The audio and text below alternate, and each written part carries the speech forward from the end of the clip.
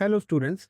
इस वीडियो में हम MP board class 10th mathematics 2026 board exam paper के 1 मार्क्स के क्वेश्चन को सॉल्व करेंगे। आप सभी को पता होगा बोर्ड एग्जाम पेपर में आपके पास 5 टाइप के क्वेश्चंस आते हैं, जो है match the correct pair, fill in the blanks, answer in one word, true false और चूज द करेक्ट ऑप्शन। तो इन सभी का सॉल्यूशन आज हम इस वीडियो में देखेंगे। शुरुआत करते हैं क्वेश्चन नंबर 1 से। क्वेश्चन नंबर 1 है आपके पास match the correct column. Match the correct column में जो पहला आपके पास क्वेश्चन है वो है रूट के अंदर 1 माइनस साइन स्क्वायर थीटा। ठीक, आप सभी को पता है 1 माइनस साइन स्क्वायर थीटा का बच्चों फॉर्मूला क्या होता है। 1 माइनस साइन स्क्वायर थीटा का बच्चों फॉर्मूला होता है कॉस स्क्वायर थीटा। रूट के अंदर कॉस स्क्वायर थीटा है, तो रूट से जब बाहर आएगा तो ये क्या बन जाएगा, कॉस थीटा बन जाएगा। तो उसका आंसर हमारे पास क्या हो जाएगा, कॉस थीटा। तो उसको कॉस थीटा से ज्वाइन कर दीजिए। तो फर्स्ट का आंसर क्या हो जाएगा हमारे पास, बी वाला ऑप्शन हो जाए। सेकंड वाला पार्ट देखते हैं इसका। सेकंड वाला पार्ट है हमारे पास sec theta into cos theta. क्या है बच्चों, ये हमारे पास sec theta into cos theta. आप सभी को पता है सेक थीटा को हम क्या लिख सकते हैं, 1/cos थीटा। ये लिख सकते हैं ना, आप सभी को पता है। इंटू में क्या आ गया, कॉस थीटा। कॉस से कॉस कैंसिल हो गया है, तो उसका आंसर हमारे पास कितना आ गया, इसका आंसर आ गया बच्चों हमारे पास 1। अब देखिए 1 कहाँ पर है, 1 है ई वाले पार्ट में, तो इसका आंसर क्या हो गया ए। तो सेकंड का क्या हो गया हमारे पास, ई ऑप्शन को। थर्ड देखते हैं। थर्ड है हमारे पास कॉट 30। कॉट 30 की वैल्यू आप लोगों को याद होनी चाहिए। कॉट 30 की वैल्यू कितनी होती है, √3। तो इसका क्या हो गया, थर्ड का एफ वाला ऑप्शन हो गया। फोर्थ, फोर्थ है बच्चों हमारे पास volume of cone. Volume of cone का फॉर्मूला आप सभी को पता होगा। वॉल्यूम ऑफ कोन का फॉर्मूला क्या होता है, 1/3 पाई आर स्क्वायर एच। तो इसका ऑप्शन क्या हो गया हमारे पास, सी वाला ऑप्शन हो गया। ठीक है बच्चों, अगला देखते हैं। अगला क्या, volume of cylinder. Volume of cylinder कितना होता है, पाई आर स्क्वायर एच। तो इसका कौन सा ऑप्शन हो जाएगा, ए वाला। तो हमने क्या लगा दिया, फिफ्थ का ए वाला। सिक्स वाले में देखिए आप, सिक्स वाला हमसे क्या कह रहा है, volume of hemisphere. Volume of hemisphere कितना होता है, 2/3 पाई आर क्यूब। तो इसका ऑप्शन कौन सा हो जाएगा हमारे पास, डी वाला। तो इसका हमने क्या लगा दिया, टी। तो ये हमारे पास क्वेश्चन नंबर 1 के हमारे पास क्या आ गए, आंसर है। कितनी बात आप लोगों को समझ में आ गई। चलिए सेकंड वाले क्वेश्चन को देखते हैं। सेकंड वाला क्वेश्चन है हमारे पास, write the answer in one word से। हमें एक वर्ड या सेंटेंस में इसका आंसर देना है बच्चों। अब यहाँ पे इसमें जो पहला क्वेश्चन है वो हमारे पास है, write the formula of discriminant for quadratic equation. यहाँ पे हमें क्वाड्रेटिक इक्वेशन दे रखी है, ax square plus B x plus C equal to 0। Discriminant का फॉर्मूला आप सभी को याद होता है। डिस्क्रिमिनेंट का फॉर्मूला क्या होता है क्वाड्रेटिक इक्वेशन में, बी स्क्वायर माइनस 4ac। और डिस्क्रिमिनेंट का फॉर्मूला क्या हो गया, बी स्क्वायर माइनस 4ac। इसको आपको लिखकर सेकंड क्वेश्चन वो हमसे कह रहा है, write the formula for finding the sum of first n positive integer. हमें फर्स्ट एंड पॉजिटिव इंटीजर का क्या लिखना है, सम लिखना है। तो पहले एन हम क्या लिख लेते हैं, पॉजिटिव इंटीजर लिख लेते हैं बच्चों। तो पहले एन पॉजिटिव इंटीजर क्या होते हैं, 1 2 3 4 5। इसी तरीके से कंटिन्यू आगे चलते जाएंगे और एन तक जाएंगे, क्योंकि हमें कौन से लेने हैं, फर्स्ट एन लेने हैं। अब इनका हमें क्या निकालना है, सम निकालना है। तो 1 + 2 + 3 + 4 + 5, ऐसे कहाँ तक इसका सम आएगा, एन तक आएगा। अब हम यहाँ पे देखेंगे कि एक एपी बन गई। एपी का कॉमन डिफरेंस कितना है यहाँ पे, 1, क्योंकि कंसेक्यूटिव टर्म्स के बीच का डिफरेंस यहाँ पे कितना है, 1। तो अगर हम इसका सम निकालेंगे तो एस एन का फॉर्मूला आ जाएगा। एपी में एस एन का फॉर्मूला क्या होता है, n+1/2, यही होता है। तो इसका आंसर हमारे पास हो जाएगा। क्लियर हुआ ना। चलिए अगले वाले पार्ट पर चलते हैं। अगला पार्ट हमसे क्या कह रहा है, what will be the distance between origin and point 3,4। वो ये कह रहा है हमारे पास कि हमें ओरिजिन से पॉइंट की डिस्टेंस निकालनी है। मान लीजिए कि ये पॉइंट ओ है, तो ओरिजिन के कोऑर्डिनेट क्या होते हैं, 0,0। ये वाला पॉइंट जो गिवन पॉइंट है वो हमने पी मान लिया, 3,4। तो इनके बीच की हमें क्या निकालनी है, डिस्टेंस। तो ओरिजिन वाले पॉइंट के कोऑर्डिनेट को आप मान लीजिए x1 हो, y1। पी पॉइंट को मान लीजिए x2 हो, y2। अब डिस्टेंस डी का फॉर्मूला क्या होता है, डिस्टेंस डी का फॉर्मूला आप सभी को पता होगा। ये होता है हमारे पास x2 - x1 का whole square plus y2 - y1 का होल स्क्वायर, यही होता है। इसमें हम ये फॉर्मूले में वैल्यूज को रख देते हैं। x2 की वैल्यू कितनी है, 3। 3 - 0 का होल स्क्वायर प्लस 4 - 0 का होल स्क्वायर। यहाँ पे 3 - 0 कितना हो गया बच्चों, 3। 3 का स्क्वायर कितना हो जाएगा, 9। 4 - 0 कितना हो गया, 4। 4 का स्क्वायर क्या हो गया, 60। तो ये आ गया हमारे पास अंडर रूट में 25। अगर आप 25 का रूट करेंगे तो वैल्यू कितनी आ जाएगी, 5। हमारे पास यहाँ पर डिस्टेंस कितनी आ गई इस पॉइंट के ओरिजिन से, 5। चलिए अगले पार्ट में चलते हैं। अगला पार्ट हमसे कह रहा है, write the formula of length of an arc of sector of angle theta. ठीक है, लेंथ ऑफ आर्क निकाल लिए। और जो एंगल बनना है वो कितना बनना है, थीटा बनना है। तो हमारे पास लेंथ ऑफ आर्क का सिंपल सा फॉर्मूला होता है, वो क्या होता है हमारे पास, 2 पाई आर थीटा इंटू 360। वही फॉर्मूला हमें यहाँ पर लिखना है, ये फॉर्मूला आपको याद रखना होता है, इसी को आपको लिख कर आना। चलिए अगली पार्ट में हमसे कह रहा है what is a class of maximum frequency squad. एक क्लास है जिसमें फ्रीक्वेंसी सबसे ज्यादा, उसको हम क्या बोलेंगे, तो जिस क्लास की फ्रीक्वेंसी सबसे ज्यादा होती है उसको हम क्या बोलते हैं, मॉडल क्लास बोलते हैं बच्चों। तो उसका आंसर क्या हो जाएगा हमारे पास, मॉडल क्लास। अगले वाला पार्ट, सेकंड क्वेश्चन था लास्ट पार्ट, सिक्स वाला पार्ट, वो हमसे कह रहा है maximum how many zeros are there in any cubic polynomial. तो बच्चों देखिए, जितनी x की हाईएस्ट पावर किसी पॉलिनोमियल में होती है उतने ही उसमें जीरोस होते हैं मैक्सिमम, ठीक है। तो अब जैसे क्यूबिक की बात करेंगे, तो क्यूबिक में जो x की हाईएस्ट पावर होगी वो कितनी होगी, एक्स क्यूब, यही तो होगी। अब एक्स क्यूब में हाईएस्ट पावर कितनी हो गई हमारे पास, 3 हो गई, तो उसमें जीरो भी मैक्सिमम कितने मिलेंगे, 3 मिलेंगे। इसी जगह वो क्वाड्रेटिक पूछता, तो क्वाड्रेटिक में हमारे पास जो हाईएस्ट पावर होती है वो कितनी होती है, एक्स की पावर 2, तो उसमें कितने जीरो हो जाते, 2 हो जाते। चलिए आगे बढ़ते हैं। अब क्वेश्चन नंबर थर्ड आ गया हमारे पास। क्वेश्चन नंबर थर्ड क्या है, फिल इन द ब्लैंक्स। वो हमसे कह रहा था graph of any quadratic polynomial. हम सभी को पता है अगर लीनियर पॉलिनोमियल होता है, कैसा पॉलिनोमियल होता है, लीनियर। अगर लीनियर पॉलिनोमियल होता है तो उसका जो ग्राफ मिलता है वो एक स्ट्रेट लाइन मिलती है। क्या मिलती है, स्ट्रेट लाइन। अब यहाँ पर मैंने क्या दे रखा है, क्वाड्रेटिक पॉलिनोमियल।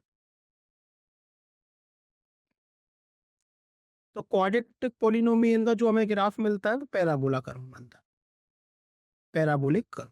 क्या मिलता है, पैराबोलिक कर्व। तो हम यहाँ पे लिख सकते हैं कि यहाँ पर हमें क्या मिल जाएगा, एक पैराबोला मिल जाए। तो इसका आंसर क्या हो जाएगा, पैर।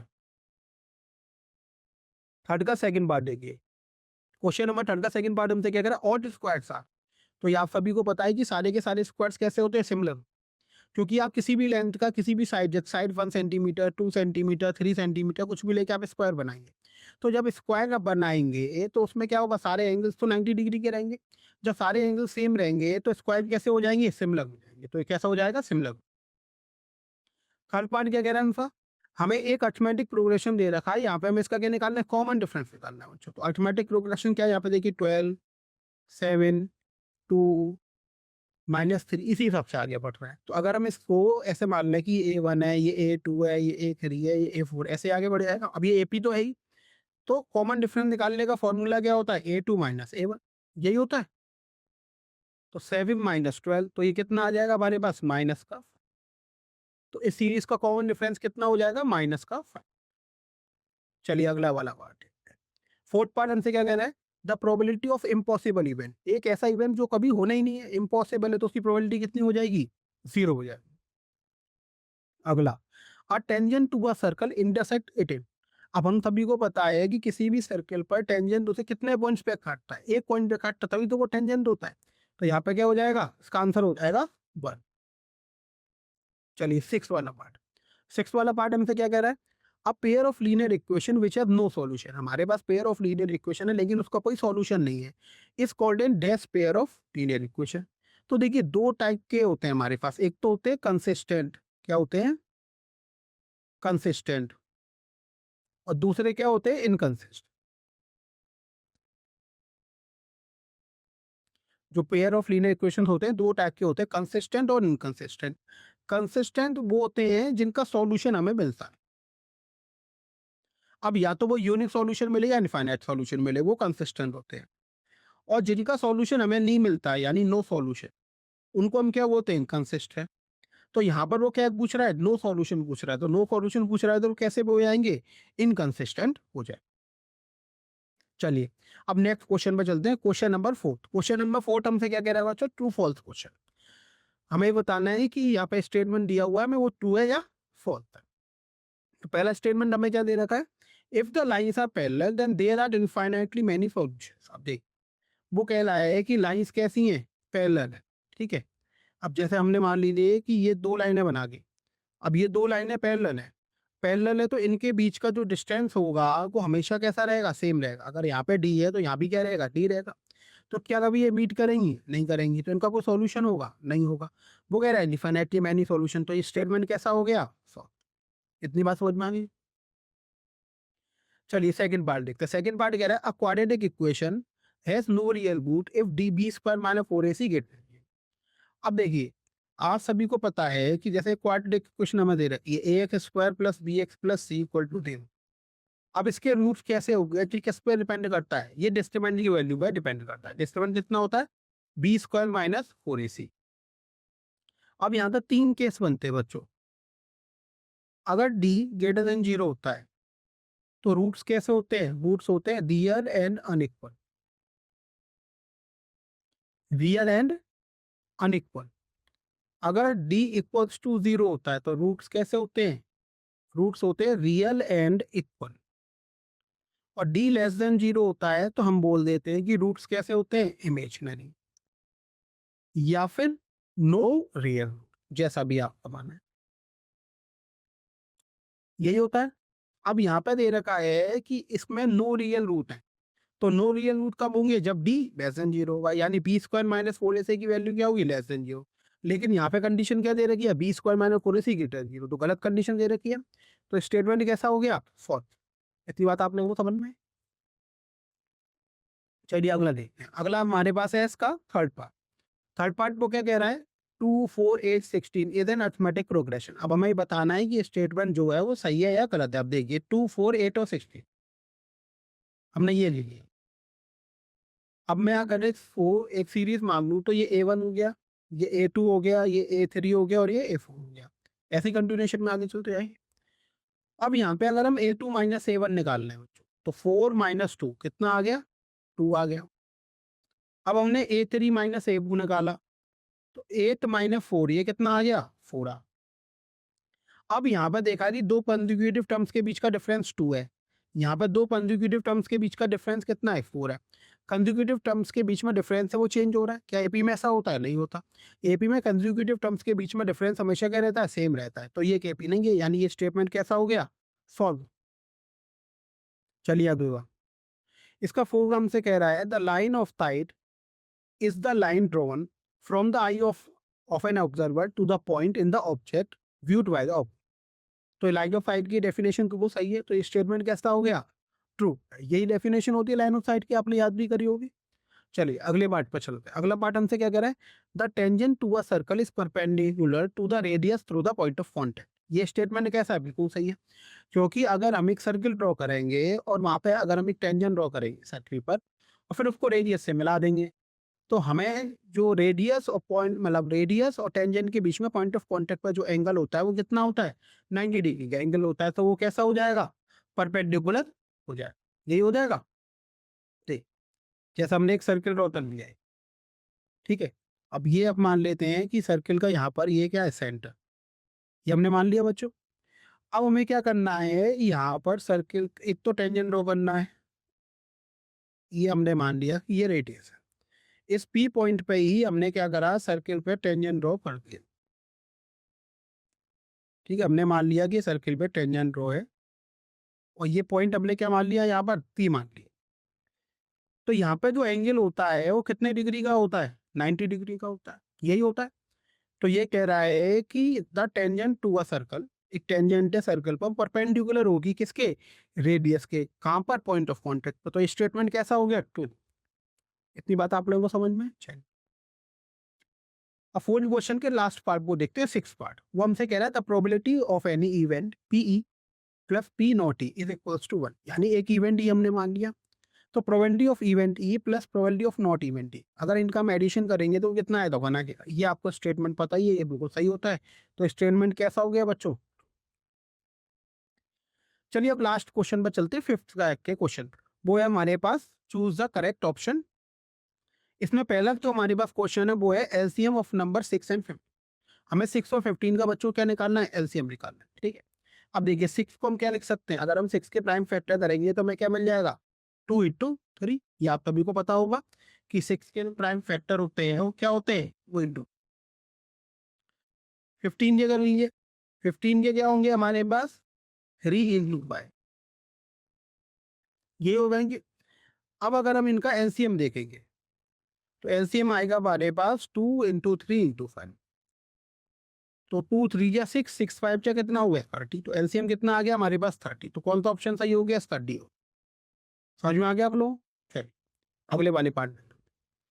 अगला वन कह रहा है when a1 by a2 is equals to b1 by b2 is not equals to c1 by c2 then the system of equation has। अब देखिए हमारे पास दो लाइन दे रखी है यहाँ पे a1x plus b1 by plus c1 equal to 0, दूसरी दे रखी है a2x plus b2 by plus c2।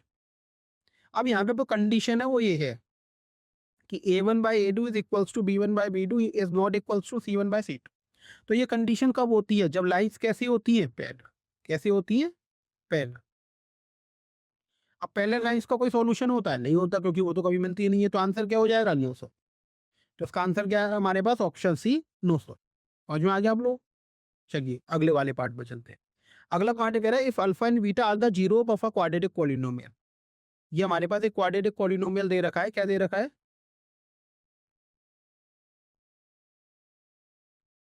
ax square plus bx plus c. ये हमें क्वाड्रेटिक पॉलिनोमियल दे रखा है। इसके दो विरोध है। कौन कौन से? Alpha and beta. अब हमें किसकी वैल्यू निकालनी है? अल्फा प्लस बीटा की। तो ये तो फॉर्मूला होता है। इसका फॉर्मूला क्या होता है? माइनस का बी वाई। ये आप सभी को याद होगा। तो यहाँ पे ऑप्शन ए इसका करेक्ट आंसर हो जाए।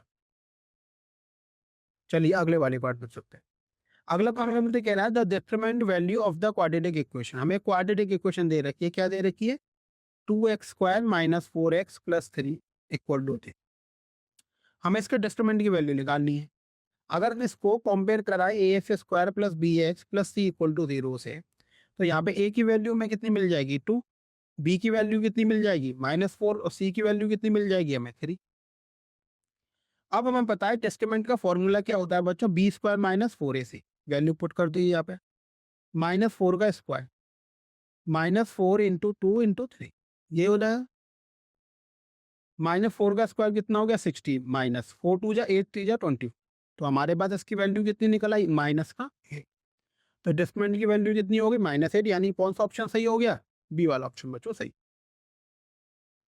चलिए अगले वाली पार्ट है। फिफ्थ पार्ट पे चलते हैं। फिफ्थ पार्ट इनसे कह रहा है if tangent P and P B from a point B to a circle with centre O are inclined to each other at an angle of 80 degree then angle P O A is. अब देख, ये हमने यहाँ पे diagram बना दिया। हमने एक सर्कल बना दिया।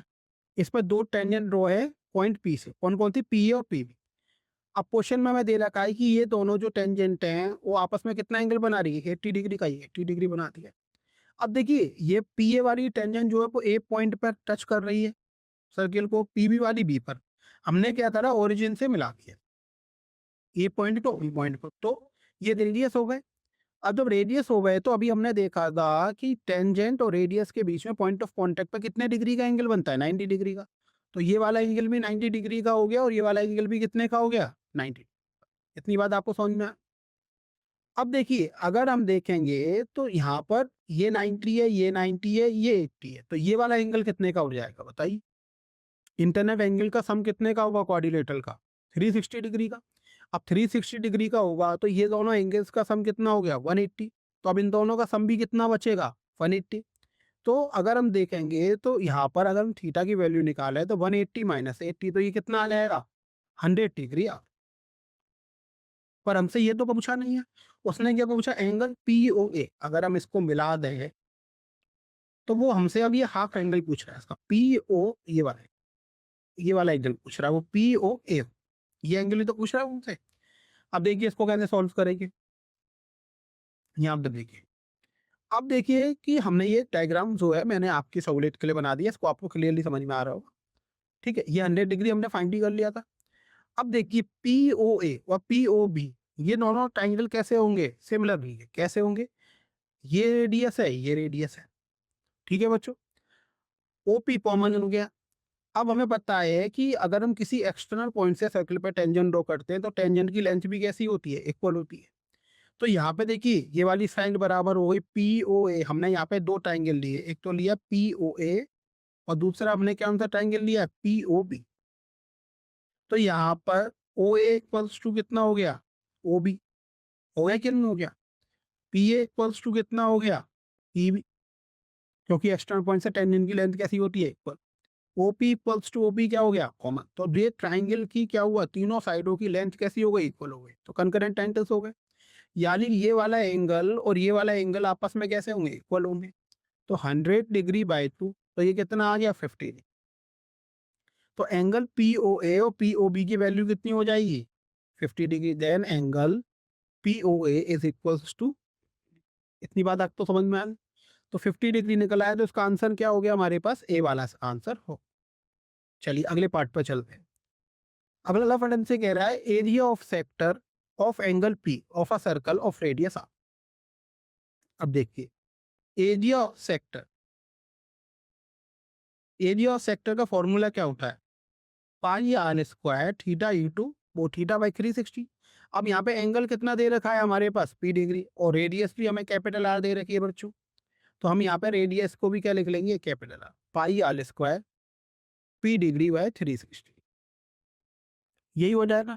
अब देखिए इसमें से कौन सा मैच कर रहा है, ये pi by 180 two pi R, ये तो होगा नहीं। Pi R square P by 180 है, लेकिन हमें चाहिए क्या 360, तो ये भी गलत हो गया। अब देखिए pi by 720 two pi R square है, तो 2 से अगर मैं 720 को काटूंगा तो ये कितना बन जाएगा 360। तो यही बन गया पाई आर स्क्वायर पी बाय 360। तो हमारे पास कौन सा ऑप्शन सही हो गया, सी। तो इसका आंसर क्या हो गया, सी ऑप्शन। इतनी बात आप लोगों को समझ में आ गई बच्चों। तो इस वीडियो में हमने क्या करा, 1 मार्क्स के जो 2026 के आपके पेपर में क्वेश्चन आए थे उन सबका सॉल्यूशन दे। ये सॉल्यूशन आप सभी को समझ में आ गए होंगे। तो इस वीडियो को हम यहीं एंड करते हैं। थैंक यू बच्चों।